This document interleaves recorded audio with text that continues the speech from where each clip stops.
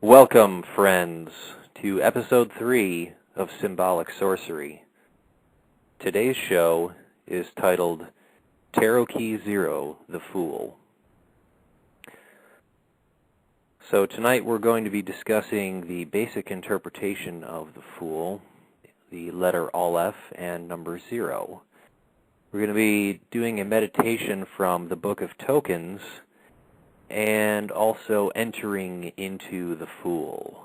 We're going to be exploring this area of consciousness by diving deep into the symbolism of Tarot Key 0, the Fool. So that was some different introduction music tonight. That was, again, Steve Roach. And I thought that was kind of some good ambiance to kick things off, because the Fool is about pure spirit. And when we come to understand the meanings of the Fool, we'll see that it has a very special importance in the overall tarot, and why such an important symbol is to be found at the very beginning.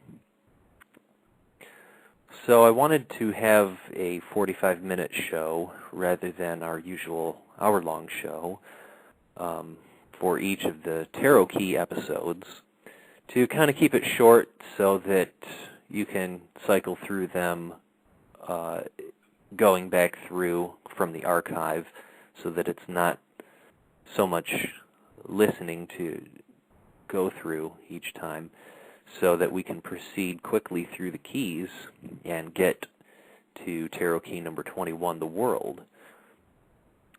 So, the Fool. Now, like I said in yesterday's show on an introduction to the study of the tarot, everything I'm going to be describing in tarot is based on the tarot deck called the BOTA Tarot, and that's the builders of the Adytum Tarot, which was designed by Paul Foster Case, the founder of the organization. And this tarot deck can be viewed online. I have it up on my file server. If you guys want to go check it out, it's mediafire.com/symbolic sorcery, and there's a folder with all of the tarot keys. So if you're listening live right now, you can go to that site, mediafire.com/symbolic sorcery, and have the Fool card up on your screen as we go through tonight's show. And if you're listening from the archive, what you want to do is take out Tarot Key number 0, the Fool, as we discuss the teachings. So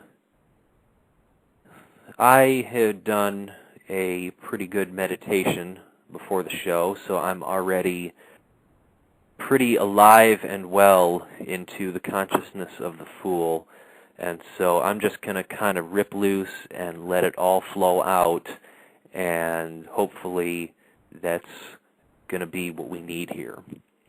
So to begin with, we're going to look at the number 0.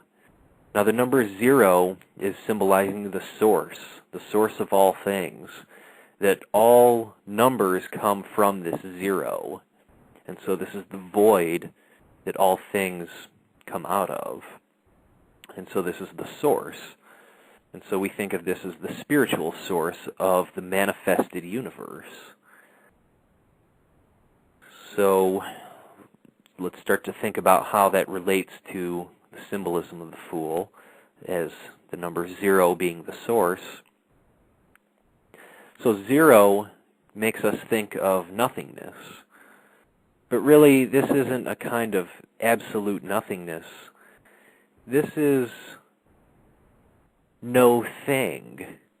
It's not nothing, but no thing. See, it's the source of all things, so it cannot itself be a thing. So it's called no thing. Some other keywords are existence, subsistence, and persistence. Sometimes people want to make arguments about whether or not God exists and so on. But really, we want to have the deeper idea of persistence, that this source persists across all time and space, before and after what we know as time and space. And also subsistence, that the universe is carried forth through the substance of this no thing. If you studied Kabbalah, you've come across what are called the three veils of negative existence, or the three veils of the Absolute. And these are Ain, Ain Suph, and Ain Suph Aur. So Ain means basically nothing, or no thing, or negativity. It's basically the word not. And Ain Suph means no limit, or without limit. So Ain Suph makes us think of infinity and vastness. Then we come to Ain Suph Aur, which means light without limit, or limitless light. And so you may have heard of limitless light in the Kabbalah. And these are the three veils that are above the tree of life. These are what veil our consciousness from the Absolute. And so the wise of old have given us these symbols to tell us that there are these veils that our consciousness cannot penetrate when we contemplate the source. So that's some of the ideas on the number 0, is that we have this undifferentiated power that precedes all manifestation, and that will become all manifestation, but is not yet. Just like all numbers come from the number 0. So now we're going to tie that into other meanings of the Fool. So this is actually in keeping with the first episode on an introduction to the esoteric language of symbols, or how to read the esoteric language of symbols. We talked about the Sepher Yetzirah, which described the 3 basic types of symbols: numbers, letters, and words. So let's begin analyzing the Fool in that pattern, through numbers, the number 0, letters, the letter Aleph, and the title, the Fool. So the letter Aleph is a Hebrew letter, and all the tarot keys are associated with a Hebrew letter. Well, that's the major arcana, the 22 major arcana, as we discussed in the previous show. So the first Hebrew letter is Aleph, and that is assigned to the Fool. And each Hebrew letter has a object, a physical object associated with it, that we meditate on some physical object and begin to perceive the hidden spiritual meanings underlying everyday things. And so when we start to meditate in this fashion, we unfold wisdom out of everyday objects.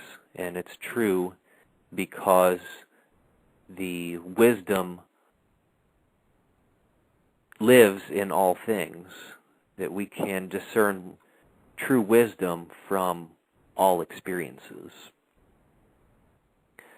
So the letter Aleph means ox. And with the ox, when we meditate on the ox, well, the ox was used to pull the plows and pull the carts in primitive civilizations. So this makes us think of a guiding power, because the ox, wherever it wants to go, is basically where the cart goes. But it doesn't just go anywhere. The ox has been domesticated so that if we are a farmer, we can have the ox pull the plows for us and plow our field. And so the ox will carry out our desires, and it's the power that carries out our desires.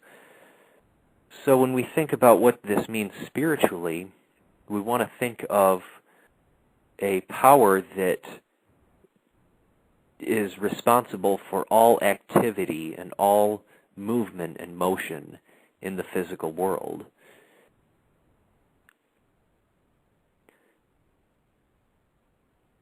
Some of the other ideas behind the ox are a stored up source of energy, almost like what we would think of today as a battery. But it's better to think of a living creature because we want to think of life and the essence of life, and that's why a living animal is used to symbolize this power, because this power is most understood by our consciousness by the expression of life or vitality. And so the Aleph symbolizes the life essence or vitality in all things, in human beings, in animals, in plants, even in mineral objects. This life even has some form. So there are other correspondences to the letter Aleph. The element of air is attributed to the letter Aleph through the Sepher Yetzirah. There is the planet Uranus that corresponds to the letter Aleph.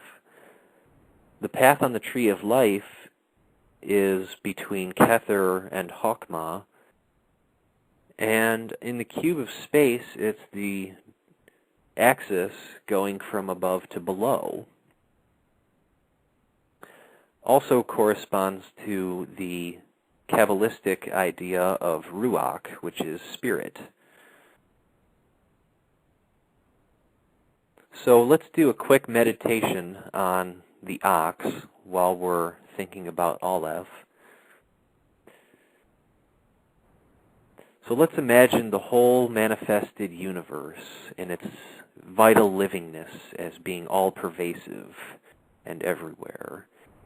This power that lives in us, this power that lives in all creatures, is also the power that lives in stars, in planets, and in galaxies.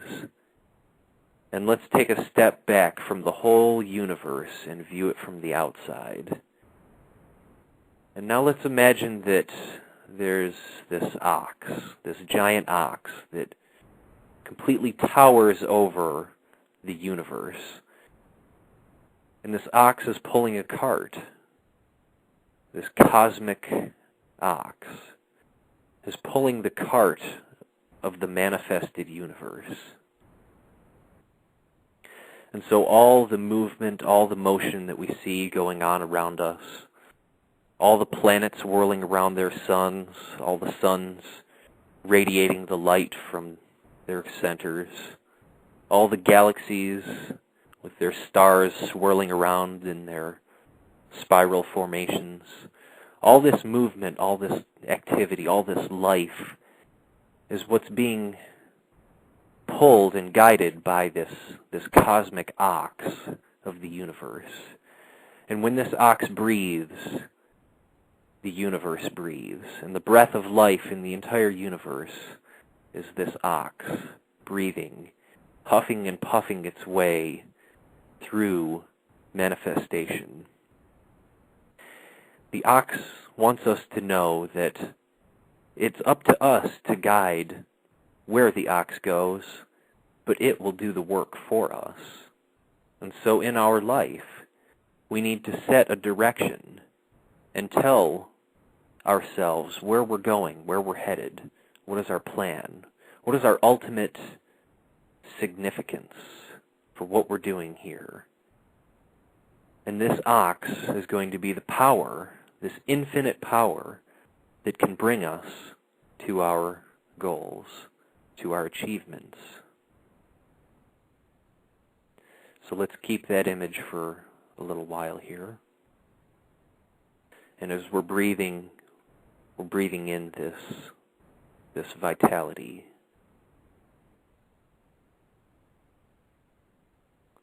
Okay. So we can come back to that meditation if you want to replay this show. There's also one other meditation we can do on Aleph, and it's really tied into the path on the Tree of Life. It's called the 11th path of the scintillating or fiery intelligence. And the Sepher Yetzirah defines these intelligences and gives a short revelatory text on each of these 32 paths of wisdom. And so we begin to contemplate the 11th path of the fiery or scintillating intelligence. The 11th path is called the fiery intelligence. It is the veil placed before the dispositions and order of the superior and inferior causes. Whatsoever possesses this path is in the enjoyment of great dignity. To possess it is to be face to face with the cause of causes. And that's Waite's translation. The 11th path is named the fiery intelligence. It is the essence of that curtain which is placed close to the order of disposition, and this is a special dignity given to it, that it may be able to stand before the face of the cause of causes. And that's Westcott's translation. Let's find Kaplan's translation.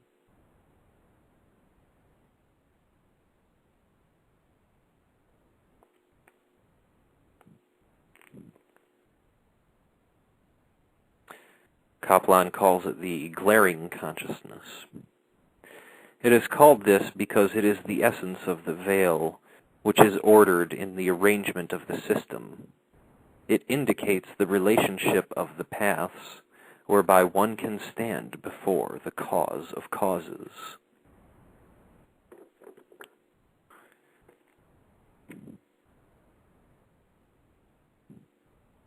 And then this is Wade Coleman's translation. The 11th path is called the scintillating or fiery intelligence. It is the essence of the veil placed before the dispositions and order of the superior and inferior causes.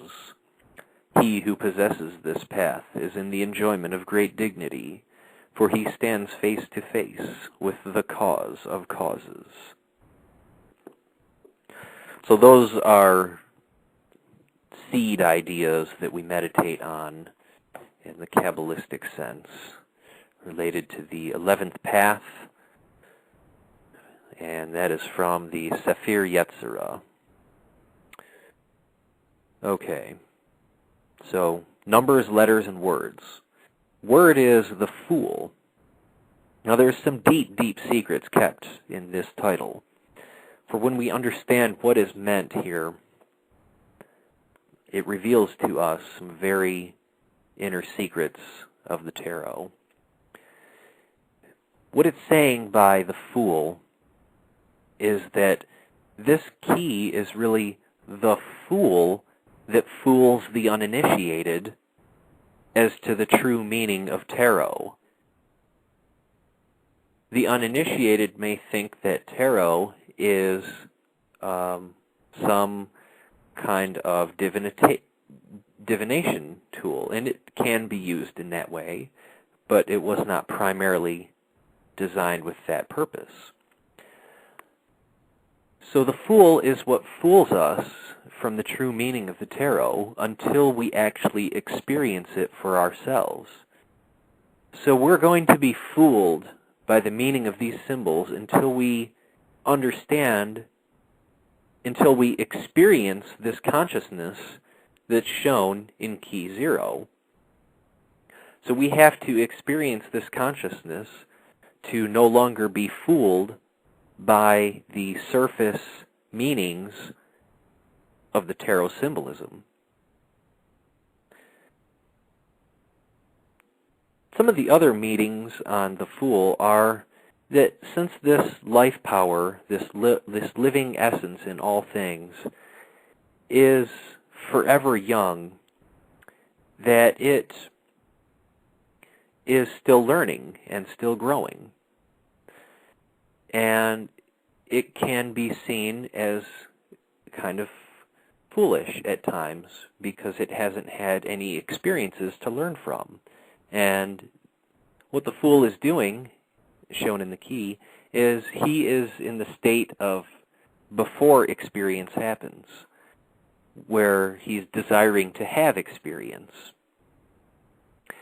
But he doesn't, he hasn't learned anything from his, because he hasn't experienced anything, so therefore he's a fool or foolish.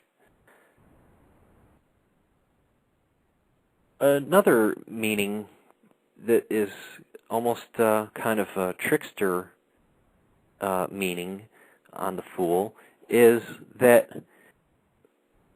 the designers of the tarot wanted to build into the system a sort of internal protection system to confuse the dabblers and black magicians.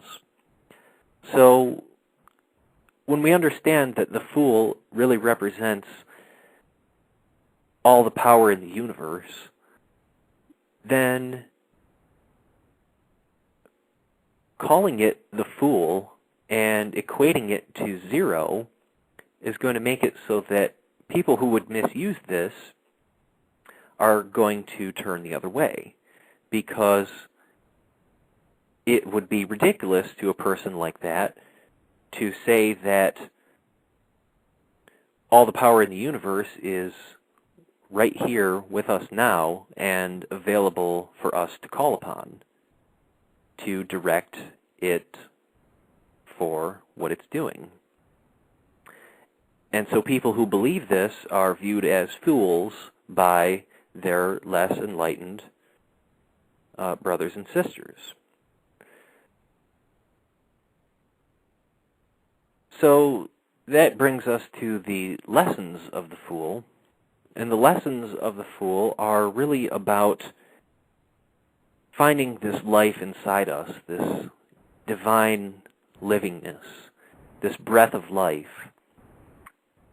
We see in the tarot key that a youth, a young boy, a young girl, it's not clear which, is on a ledge of a mountain, and he's up way high in the mountains, and there's a white sun that shines at his back, and he's directing his gaze outwards and upwards, showing his desirous aspiration for great manifestations. But it hasn't actually occurred yet. So the Fool is standing right on the edge. He's on the precipice. He's about to fall into manifestation. So the Fool is teaching us that we need to live on the edge. We need to start taking chances.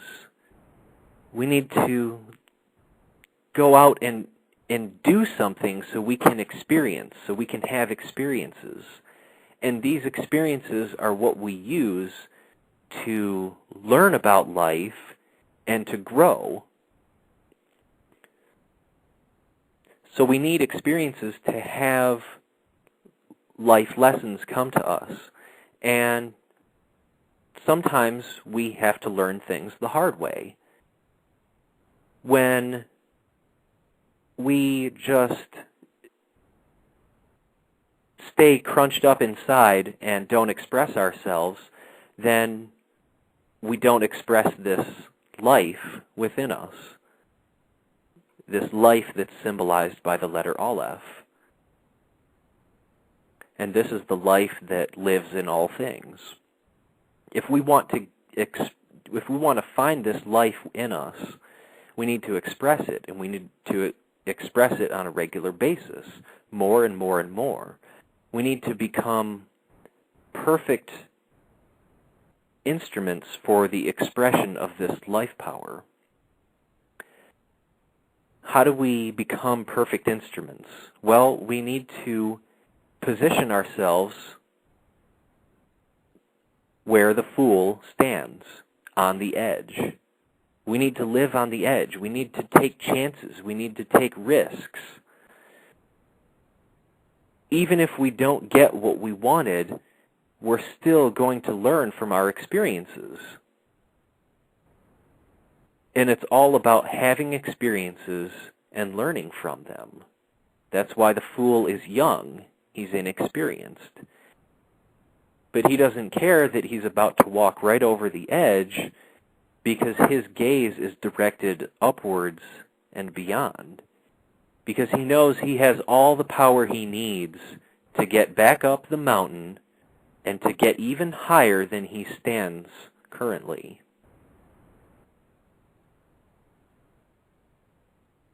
So the fool is teaching us to not be afraid to do and say, to just, sometimes it's okay to be a little foolish, not to be afraid to be a little foolish, because sometimes we learn the most from those times when we mess up or when we're being foolish. So the fool is really telling us and giving us permission that it's okay to make mistakes. It's okay because we're going to learn from them. We have all the power we need to pick ourselves up from mistakes and continue on our journey to where it is we're going.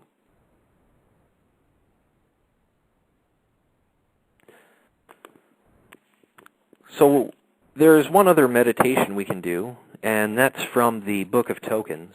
Now, the Book of Tokens was set down by Paul Foster Case, and it's not real certain of the true origin of the Book of Tokens.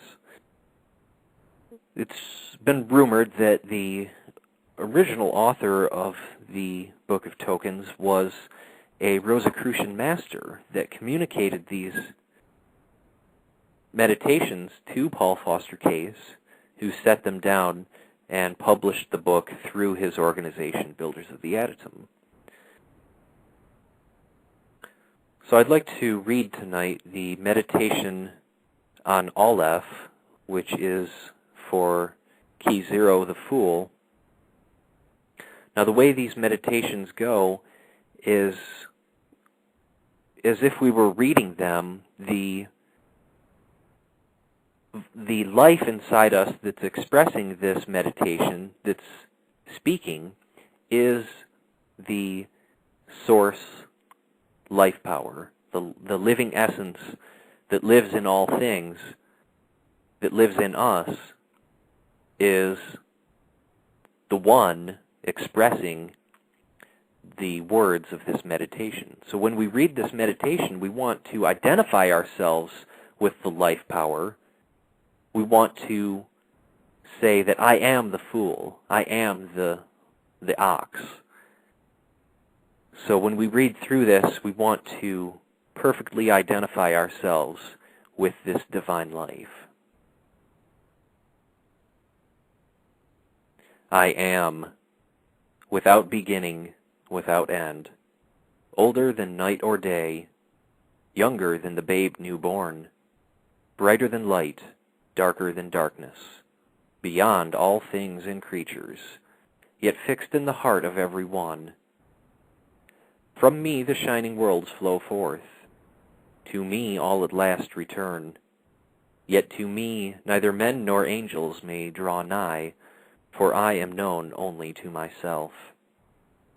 Ever the same is mine inmost being, absolutely one, complete, whole, perfect, always itself, eternal, infinite, ultimate, formless, indivisible, changeless. Of all existences, I am the source, the continuation, and the end. I am the germ, I am the growth, I am the decay. All things and creatures I send forth. I support them while yet they stand without, and when the dream of separation ends, I cause their return unto myself. I am the life and the wheel of the law, and the way that leadeth to the beyond. There is none else. I am the fire of mind, which divideth itself into the superior and inferior natures, and putteth on a robe of flesh to come down. I am the vital principle of all that is. Nothing is that does not live, and of that life I am the source. As it is written, first the stone, then the plant, then the animal, and then the man. But before the stone I am the fire, distributed equally in space, nowhere absent, filling all. And before the fire, hidden within it, I am the pure knowing, whence all forms flow forth. Apart from me there is neither wisdom, nor knowledge, nor understanding. Into every state of knowledge do I enter, into false knowledge as well as into true, so that I am not less the ignorance of the deluded than the wisdom of the sage. For what thou callest ignorance and folly is my pure knowing, imperfectly expressed through an uncompleted image of my divine perfection. Woe unto them who condemn these, my works unfinished. Behold, they who presume to judge are themselves incomplete.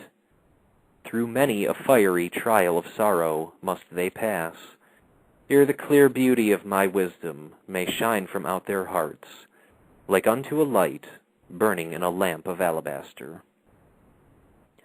I am the doer of all. Nothing moveth but by my power. Mine is the healing influence, flowing down from consecrated hands. Mine the venom of the adder's fang. Nothing falleth but by me, and in whatsoever riseth, mine is the power that lifteth up. My presence is the substance of all things. I am the virgin snow on mountain heights. I am the fruitful loam in valley depths. I am the gold and silver of the temple vessels. I am the mire on sandals left by the faithful at the temple gate. See me and regard me equally in all, and thou shalt see indeed. For seeing thus shalt thou see too, that nothing is or can be my antagonist. All and in all, shall I fight myself? What hath power to limit or defeat the very source of power? Know then that all thy sense of conflict is but the shadow play of ignorance. Wait with patience on me, thy Lord, and in my appointed time will I make clear what now is dark, and show before thee, straight and true, a path of safety, in the very place where now an abyss of terror seems to open at thy feet. I am the beginning of all beginnings, checked by neither time nor space, held by no bonds of name or form, present everywhere, centering the full perfection of mine exhaustless power. I am thy Lord, and Lord of countless hosts. Seek me in the Holy of Holies, in the heart of the true temple, on the holy mountain. Behold, I am with thee always, and I never sleep. I am the height above all heights. My descent reacheth likewise below all depths. Yet I am poised forever between height and depth, in perfect balance. Consider me under the aspect of Aleph. There shalt thou find both height and depth, and the path also which joineth them, for descent and return. Aleph in truth am I, the ox of solar fire, whose radiance lighteth all the world, whose life-breath ebbeth and floweth in creatures great and small, whose power taketh form in all the acts of men, of beasts, of plants, yea, and of things which seem inanimate as well. Aleph am I, the patient burden-bearer, strong to carry the heavy load of the manifest. Aleph am I, the eternal worker, by whose might all fields are tilled, and from whose life all seeds derive their growth and increase. Aleph am I, the first and the root. From mine unfathomable will, the universe hath its beginning. In my boundless wisdom are the types and patterns of all things. Before all worlds I was, in all worlds I am, and when worlds are but a memory, I shall be.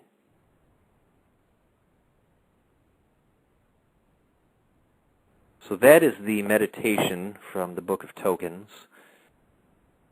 And so you should have been either visualizing Tarot Key 0, the Fool, or had the card out in front of you, examining it through that meditation. If not, you can play this again from the archive and check it out, because that really helps sink your consciousness deeper and deeper into what's shown here in this tarot key. Now, Tarot Key 0 is really special. It's really different from all the others because it's the number 0. So 0 can be added to any number without changing it. And whenever we multiply by 0, we get back 0. So let's think about that in terms of each of the other tarot keys. Like Tarot Key number 1, the Magician. If we add the Fool plus the Magician, then that's 0 plus 1. So we just get 1, the Magician. So when we add the Fool to the Magician, we're not really adding anything that's not already there. So the Magician is to be seen as an aspect of the Fool. And the same thing with all the other cards, for the same mathematical reason. So in every single tarot key, we want to interpret it as being an actual occurrence, an actual manifestation of the powers that are latent in the Fool. That when the Fool begins expressing himself, it takes place through all the other tarot keys, from the Magician to the High Priestess to the Empress and so on. It's really to be understood that the Fool is the same personality or human character that is shown through all the tarot keys. And so that's why the tarot is sometimes called the Fool's Journey, because the Fool is shown up on the mountain, he's ready to begin the journey, and he's actually the one that drops down and goes through each of the other 21 cards to become all of them in turn. After that, it cycles around and creates a circle. And so after key number 21, we return to 0, the Fool.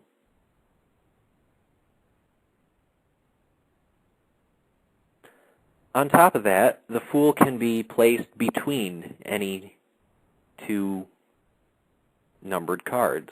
So between the Magician and the High Priestess, between 1 and 2, well, what's between 1 and 2? Nothing. So 0. So we could put the 0 between 1 and 2. We could put the 0 between any two numbers. So the Fool actually is what takes us from each key to the next. As we go from the Magician to the High Priestess, it's to be understood that it's the power of the Fool that takes us from the one to the other. So that's why the Fool is so important in tarot overall. Now we want to understand that the Fool is really ourself, and that it's everyone's self. It's myself and it's yourself. It's not special to me. It's not a power that is mine only, that it's everyone's power. So in yesterday's show, an introduction to the study of the tarot, I wanted to give a meditation on how we were all built from the 22 tarot keys. And that is really expressed in the most profound way in Tarot Key 0, the Fool. Because the Fool is to be seen as the true self. My true self, your true self, it's all the same. It's this divine life that lives in all things. It lives in me, it lives in you.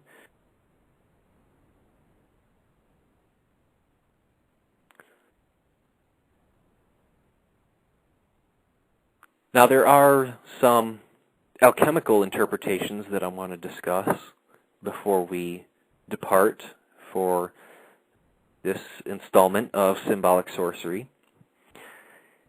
Now the alchemical interpretation of the Fool is that the Fool is the Prima Materia, the prime matter that is the starting ingredient in the alchemical process. Now, when we have our show to discuss alchemy, we're going to be talking about the meanings of the alchemical allegories, and they really are allegories. So, the Prima Materia is really this vital livingness that lives in all things. And it's really what we mean by consciousness or superconsciousness. So we can understand the alchemical process much better when we understand that the prime matter used in the great work is this life in us that is shown as the Fool. And the Fool's journey is really the alchemical process. In older versions of the tarot, the Fool was called the Alchemist, and the tarot wasn't called tarot, it was called the game of life. And so it's to be understood that the tarot is really a hyperdimensional mapping of how to perform the great work. And the Fool is the alchemist who goes through the process of the great work. The Fool is the alchemist as he goes through all 21 tarot keys. So we need to begin with the Fool and have an understanding of the Fool and not be fooled by the Fool if we're going to understand the rest of the tarot. So as we go through and make our way through the rest of the 21 keys, you're going to want to come back and listen to this very, very special episode on the Fool, because our understanding and our progress is really marked by our understanding of the Fool. So as we make our way through, we're really making the Fool's journey here on this show. So with that said, we have lots of great new stuff lined up. There's a show coming up that I'm going to do this weekend on occult books, alchemical manuscripts, magical grimoires, and meditative reading. So that's going to be coming up. You guys aren't going to want to miss that. You aren't going to want to miss anything else that we do on the tarot, because it's going to be a continuation of everything that was said here tonight. So join us in the future on Symbolic Sorcery. I'm Symbolic Sorcerer, and I'll talk to you later.